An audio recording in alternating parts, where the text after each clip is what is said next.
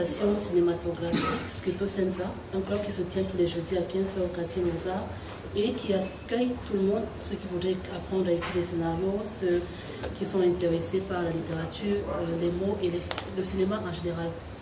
Je suis Pauline Ongono, je suis relectrice, documentaliste et communicatrice littéraire et c'est moi qui ai l'honneur de vous faire le résumé des livres qui sont inscrits à ce programme. Nous allons commencer par Confessions intimes d'une escort girl de Ray de Prince.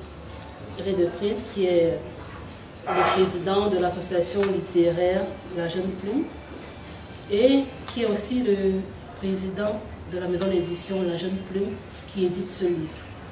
Alors, Confessions intimes d'une escort girl, qu'est-ce que c'est? C'est l'histoire de Clarisse. Clarisse voit ses déboires commencer dès sa naissance. Elle est hermaphrodite et son père l'abandonne le jour de sa naissance. Sa mère n'ayant pas de quoi payer les frais va devoir rester à l'hôpital.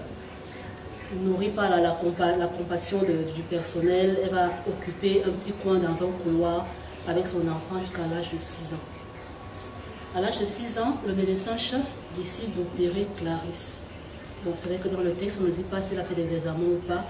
Je me dis, moi, lectrice, que peut-être il s'est basé sur comment elle se comportait à ce moment-là. Donc, à l'âge de 6 ans, il décide de l'opérer. Il lui enlève un des sexes, bien sûr, quand dit opération. Juste après l'opération, ce médecin décède. Et le nouveau médecin ne veut pas voir cette femme et son enfant dans le couloir. Il les met à la porte. Elles vont errer, elles vont mendier, elles vont vivre dans la rue. Les conditions sont vraiment très difficiles, jusqu'à l'âge de 12 ans où elles parviennent à avoir quand même un domicile. Un jour, sa mère malade, elle l'envoie à la pharmacie pour acheter des médicaments. En cours de route, Clarisse se fait violer par une bande de plusieurs gars. Et c'est là où tout commence. C'est là où elle se révolte, c'est là où elle se rend compte que sa vie n'en vaut peut-être pas la peine.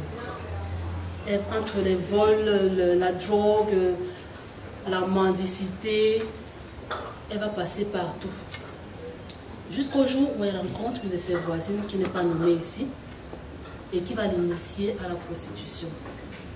Alors, contrairement à ce qui est dit dans ce texte-ci, elle n'est pas une escort girl, elle est juste une prostituée, comme on en voit un peu partout. Donc, elle va commencer à se prostituer. Et un beau jour, Kenan, qui est le deuxième personnage principal ici, buvant une bière avec son ami dans un coin de Douala, il la remarque. Et quand il la remarque, il est directement obnubilé par elle.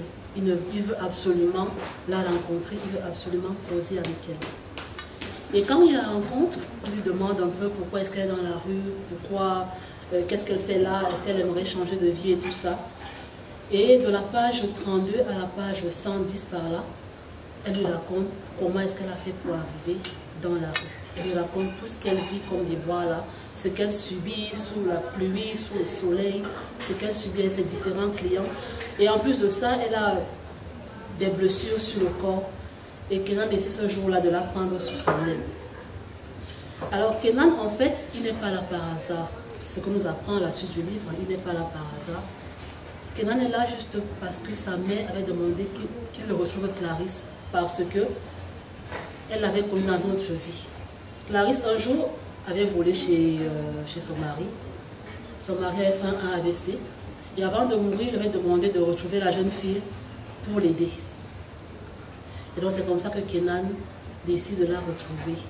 Il va l'aider, il va la sortir de la rue, elle sera désormais propre, elle va faire des formations, il va même tomber amoureux d'elle.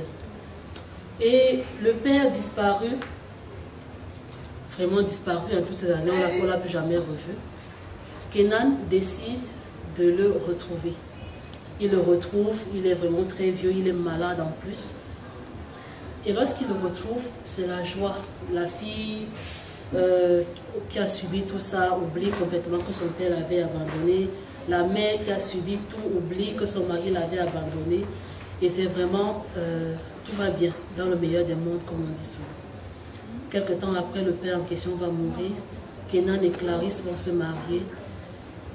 Et c'est ainsi qu'elle change de vie. Donc voilà un peu ce livre-ci. Voilà de quoi ça traite.